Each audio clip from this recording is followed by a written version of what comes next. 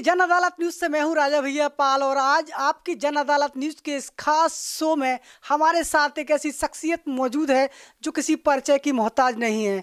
आज हमें नहीं बल्कि पूरा मध्य प्रदेश उनको जानता है। मैं बात कर रहा हूं पूर्व जनपद अध्यक्ष संजू गजराज जाटव की।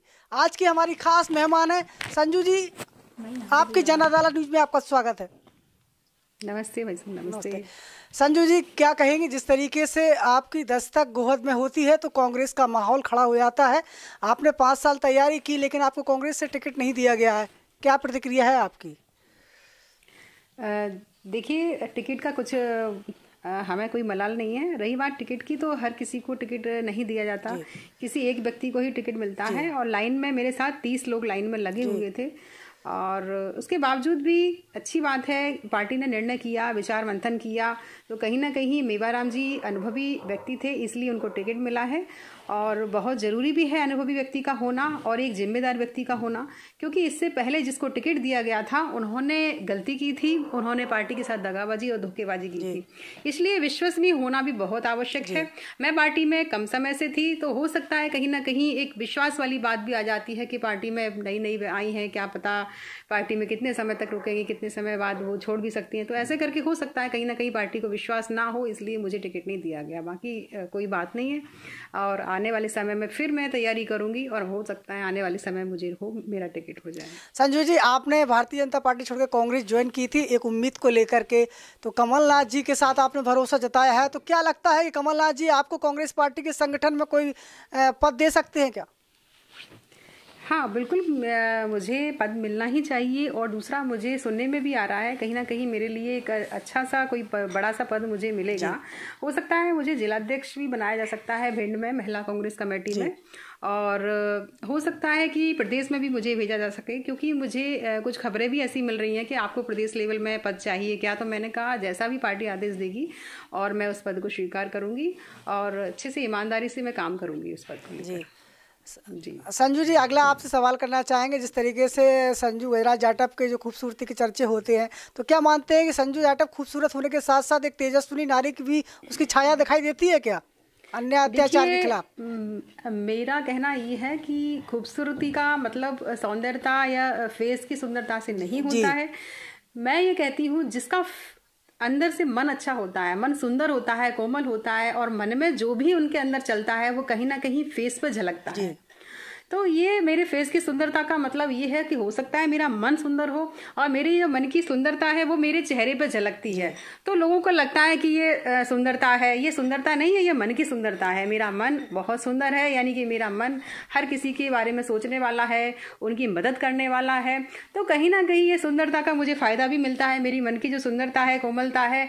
और मैं गरीबों के प्रति और जो लाचार बेबस लोग हैं उनके प्रति मेरी जो धारणा रहती है, हमेशा उनकी मदद करने की धारणा रहती है।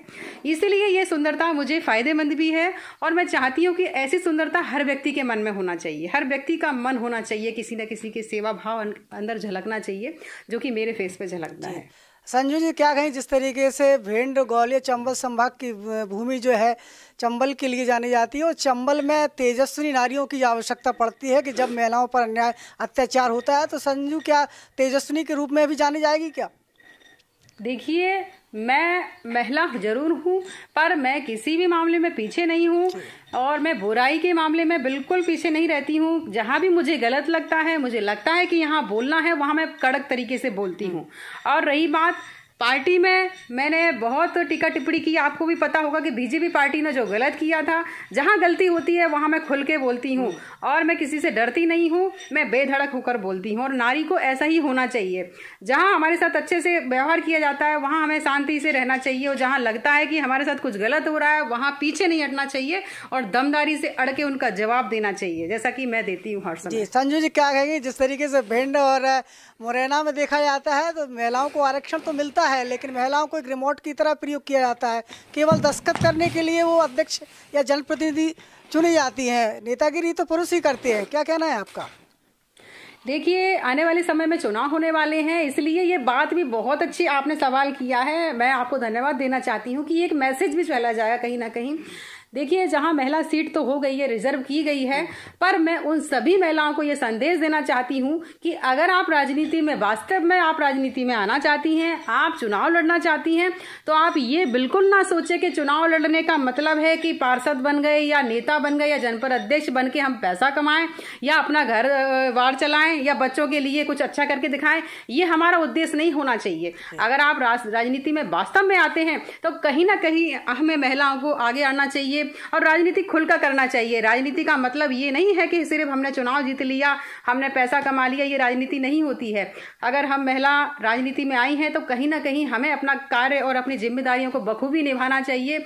जैसा कि मैंने भी आपके सामने एक उदाहरण पेश किया है कि नेता मैं भी थी, लोगों ने कहा कि अरे भाई संजू जाटव आई हैं, उनका पति ये काम करेगा वो काम नहीं। मैंने ऐसा कुछ नहीं, मैंने उनको पीछे रखा और हर काम की जिम्मेदारी मैंने खुद ली और बखूबी मैं क्षेत्र में उतरी, सुख में दुख में, लोगों के बीच में, अच्छे में बुरे में, मैं हर समय उनके बीच रही और आने वाले समय में भी मैं इसी तरीके से लगातार निरंतर कार्य करती रहूंगी, क्षेत्र में दौड़ती रहूंगी और कहीं ना कहीं आने वाले समय में मैं आपको कुछ ना कुछ बन के और कुछ ना कुछ करके दिखाने वाली हूं। और मैं उन सभी महिलाओं से भी कहना चाहती हूं कि आप राजनीति को मजाक ना समझें, राजनीति को पैसा कमाने का जरिया ना समझें। आप खुलकर समाज सेवा करें, खुलकर राजनीति करें, लोगों के बीच आए जाएं, तभी आप ये जिम्मेदारी लें, अन्यथा आप कोई भी चुनाव ना लड़ें। मेरा कहने का मेरा सवाल ही आपसे ये था कि जिस तरीके से महिलाओं को जो है शासन की ये मंशा है कि महिलाएं पुरुष की बराबरी से आगे करके सियासत में भाग लें, हर उस संघर्ष में आगे चले, लेकिन महिलाओं को तो केवल एक आरक्षण के रूप में दस्तखत के भर रखा जाता है। देखिए, कोई किसी पे बंधन नहीं लगाता। ठीक है, वो अच्छी बात है कि रिजर्व सीट होती है, महिलाओं को मौका दिया जाता है, सरकार चाहती है कि मौका दे, लेकिन वो महिलाओं के ऊपर खुद ही डिपेंड करता है, उनको कोई रोकता नहीं है। जैसे कि मैं अध्यक्ष बनी तो मुझे किसी ने ये नहीं कहा कि आप घर बैठो, है ना। वो हमारे ऊपर डिपेंड करता है कि हम उस राजनीति को कैसे निभाएंगे, हम किसी के हाथ की कठपुतली बन के रहेंगे या स्वयं निर्णय करेंगे। और मैं तो ये सबसे कहना चाहती हूँ, किसी की कठपुतली बनकर राजनीति करने से तो अच्छा है घर में बैठें। ऐसी राजनीति करने से कोई मतलब नहीं, क्योंकि आजकल मैंने देखा भी है, कई जगह ऐसा होता भी है कि कई लोग दूसरे की हाथ की कठपुतली की तरह काम करते हैं, राजनीति में आ जाते हैं और राजनीति को एक मजाक बना के रख देते हैं। जहां जनता सोचती है कि हमारा जनप्रतिनिधि चुना है, वो कहीं ना कहीं वो हमारे लिए काम करेगा।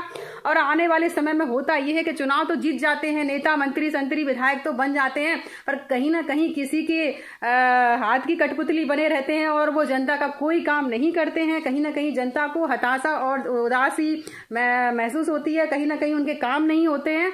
तो उनको आने वाले समय में जो नेता चुनाव लड़ते हैं तो उन पे से भी विश्वास हट जाता है। तो इसीलिए मैं सबसे कहना चाहती हूँ, ऐसा राजनीति में नहीं करना चाहिए, मजाक नहीं बनाना चाहिए, किसी के हाथ की कठपुतली नहीं बनना चाहिए, स्वतंत्र राजनीति करना चाहिए। जी बिल्कुल, स्वतंत्रता जहाँ तक देखी जाती है तो SC OBC की बात करें तो ऐसे तमाम जनप्रतिनिधि सामने आ जाते हैं कि उनको केवल जनप्रतिनिधि तो बना दिया जाता है, लेकिन उनके ऊपर शासन दूसरे ही लोग करते हैं। यानी कहा जाए तो एक दबंग राजनीति वहाँ से शुरू होती है और कहीं ना कहीं उनके हक अधिकार छिनते नजर आते हैं। क्या कहना है आपका? नहीं, तो दबंगों को राजनीति करने का मौका तो हम ही लोग देंगे ना। हाँ, हमारी गलती है। मैं तो ये कहूंगी, कोई हम पर जबरदस्ती राज नहीं कर सकता, हम किसी के हिसाब से चलें। ये जरूरी तो नहीं कि वो सामने वाला प्रेशर बना ले हमारे ऊपर। हमारी मर्जी के खिलाफ कोई कुछ नहीं कर सकता। हम खुद ही चाहेंगे तभी कोई हमारे ऊपर राजनीति कर सकता है या हमारे हिसाब से राजनीति मतलब हमारे द्वारा या दूसरों के कंधे पर बंदूक रख के चला सकता है। हम चाहेंगे, सामने वाले को मौका देंगे तभी ऐसा संभव होता है। कुछ लोग हैं ऐसी राजनीति में जो कहीं ना कहीं किसी दूसरे के माध्यम से चलते हैं, उनकी चाबी भरने, जितनी चाबी उनको भरी जाती है उस हिसाब से चलते हैं, पर ऐसा जरूरी नहीं है कि हर व्यक्ति ऐसा ही हो। मैं तो ये कहूंगी, ऐसा व्यक्ति बनने से अच्छा है राजनीति नहीं करना चाहिए, ऐसे व्यक्ति को तो घर बैठना चाहिए। बिल्कुल, तो यहाँ पर आपकी जन अदालत न्यूज़ के खास शो में संजू गजराज जाटव पूर्व जनपद अध्यक्ष हमारे साथ सीधे जुड़ी हुई हैं। तमाम सवालों को लेकर के आज हम सामने हाजिर हुए हैं। संजू जी, आपसे हमारा अगला सवाल है, जिस तरीके से देखा जाए तो विधानसभा के उपचुनाव में जो कांग्रेस को जो हार का सामना करना पड़ा है, तो उसकी मुख्य वजह क्या मानती हैं आप? देखिए, रही बात कांग्रेस पार्टी की, तो कांग्रेस पार्टी ने कहीं कोई कसर नहीं छोड़ी, माननीय कमलनाथ जी ने भी कोई कसर नहीं छोड़ी और हमारे बीच जो जनता थी उसने भी हमारे लिए काफ़ी रिस्पांस दिया, अच्छा काम किया, हम लोगों ने उसका रिस्पांस भी हमें अच्छा मिला। लेकिन कहीं ना कोई वजह जरूर होती है। कहीं ना कहीं मैं मानती हूँ कि टिकट वितरण में भी कहीं ना कहीं कोई गलती हो जाती है। कहीं ना कहीं ऐसे व्यक्ति को टिकट दे दिया जाता है जहां लगता है कि वो नहीं सीट निकलेगी, फिर भी ऐसे व्यक्ति को टिकट दे दिया जाता है। कहीं ना कहीं उसमें भी बड़े बड़े राजनेताओं का हाथ होता है, उनकी सहमति होती है, उनकी जिद होती है। उस जिद की वजह से उनको गलत व्यक्ति को अगर टिकट दे दिया जाता है तो कहीं ना कहीं उसका दुष्परिणाम तो होगा और सीट नहीं निकल पाती। रही बात पार्टी में, ये भी होता है कि जिसको टिकट मिल गया वो तो ठीक है, जिसको टिकट नहीं मिलता है, जो लोग अन्य लोग लाइन में लगे रहते हैं, कहीं ना कहीं वो अंदर भीतर घात भी करते हैं, उनको एक हीन भावना रहती है, जलन भावना भी रहती है, तो उसका भी असर देखने को मिलता है। ये भी एक कारण है कि लोग हार जाते हैं। तो इसका भी कोई उपाय नहीं, कोई इलाज नहीं है, क्योंकि ये कितना भी उन लोगों को रोक लो, समझा लो, लेकिन वो लोग नहीं मानते हैं, भीतर घात करते भी हैं। और इसका परिणाम यही होता है कि कहीं ना कहीं कांग्रेस पार्टी को हार का सामना देखना पड़ा। आपको भी पता है कि सरकार हमारी नहीं बन पाई, लेकिन आने वाले समय में सरकार बनेगी। और जो कुछ लोग विरोधी लोग हैं, कुछ लोग गलत हैं, जो भीतरघात करते हैं, वो कहीं ना कहीं छटनी होकर इधर उधर हो ही जाएंगे। हो सकता है वो पार्टी छोड़ के भी चले जाएंगे आने वाले समय में। जी संजू जी, अगला मेरा आपसे सवाल है कि जिस तरीके से युवा बेरोजगार है, किसान संसद पर खड़ा हुआ है, तो देखा जाए देश में बदलाव होगा क्या? देखिए, बदलाव तो होगा, क्योंकि आने वाले समय में हमारे जो युवा पीढ़ी है वो जाग चुकी है और कहीं ना कहीं किसान भी जाग चुका है और सतर्क हो चुका है। आने वाले समय में तो बदलाव तो होना है। रही बात, जब तक उनका ये चल रहा है ड्रामा, ठीक है, कुछ समय और लगेगा चलने में। और क्योंकि उन्होंने जो किया है, एक और तो बात करते हैं किसानों के हित में, किसानों के लिए वादे करते हैं कि ये करेंगे वो करेंगे, हितैषी सरकार है, गरीबों के लिए अच्छा कुछ करेगी, बेरोजगारों के लिए रोजगार के लिए बहुत कुछ काम करेगी आने वाले समय में। पर ऐसा कुछ नहीं होता, क्योंकि वादे ही वादे उनके रह जाते हैं। और रही बात, आने वाले समय में परिवर्तन तो होगा, क्योंकि हाँ, आज मैंने ये भी जानकारी ली है कि मुझे पता चला है कि आज विरोध प्रदर्शन था, किसानों को लेकर तो चल ही रहा था, उसके साथ साथ अपना डीजल पेट्रोल का और क्या कहते हैं गैस का जो दाम बढ़ाए गए हैं उसके खिलाफ भी विरोध प्रदर्शन चल रहा है। कहीं ना कहीं सरकार बहुत कुछ गलत कर रही है, उनकी एक गलतियां एक कमी नहीं है। हमारे सामने खुलकर दिन प्रतिदिन कुछ ना कुछ ऐसा गलत हो रहा है जहां जनता देख रही है और जनता इस सबका जवाब भी देगी आने वाले समय में। जी, हमारा आपसे अगला सवाल है संजू जी, यदि आपको कांग्रेस बड़ी जिम्मेदारी देती है संगठन को लेकर के, तो किस तरीके से आप बदलाव करने की आप सोच रहे हैं? आपके मन में क्या है?